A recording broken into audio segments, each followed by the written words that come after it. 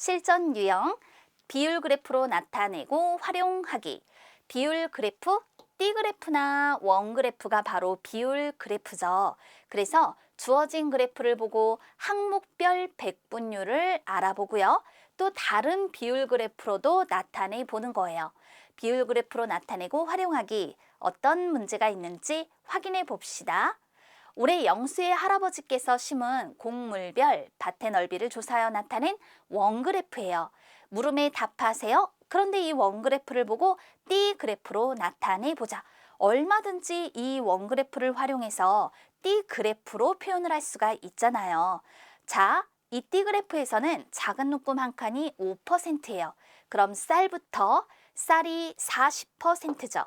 그럼 40%니까 작은 눈금 8칸만큼 나눠주고, 이어서 보리가 25%니까 5칸, 이어서 20%니까 하나, 둘, 셋, 4칸.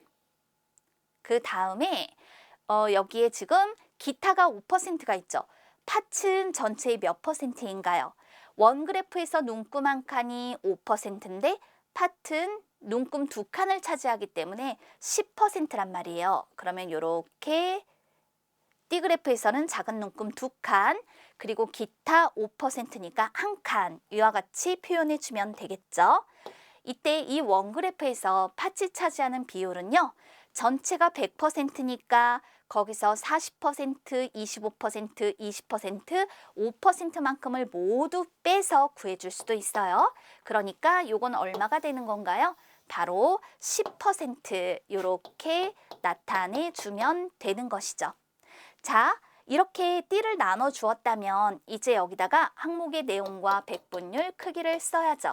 쌀은 40%, 그리고 보리가 25%, 그 다음 콩이 이렇게 20%가 되겠고, 팥 10%예요. 칸이 좁을 때는 화살표를 이용해 바깥쪽에 써주세요. 기타가 5%입니다. 원그래프의 제목과 똑같이 띠그래프의 제목을 붙여주면 되는 것이죠. 원그래프를 보고 띠그래프로 나타내 보았습니다. 쌀을 심은 밭의 넓이가 1200제곱미터일 때 팥을 심은 밭의 넓이를 구하세요 라고 얘기를 했어요.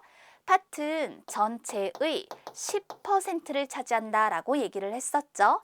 쌀은 전체의 40%, 그런데 이 40%가 1200제곱미터라고 얘기를 했어요. 그렇다면 10%는 몇 제곱미터가 되는 것일까? 40%는 10%의 4배예요. 그렇다면 10%의 4배가 이렇게 40%니까 거꾸로 1200을 4로 나누면 300제곱미터, 이것이 바로 전체의 10%에 해당하는 밭의 넓이가 되는 것이죠. 그러므로 팥을 심은 밭의 넓이를 구하면 300제곱미터가 됨을 알 수 있습니다.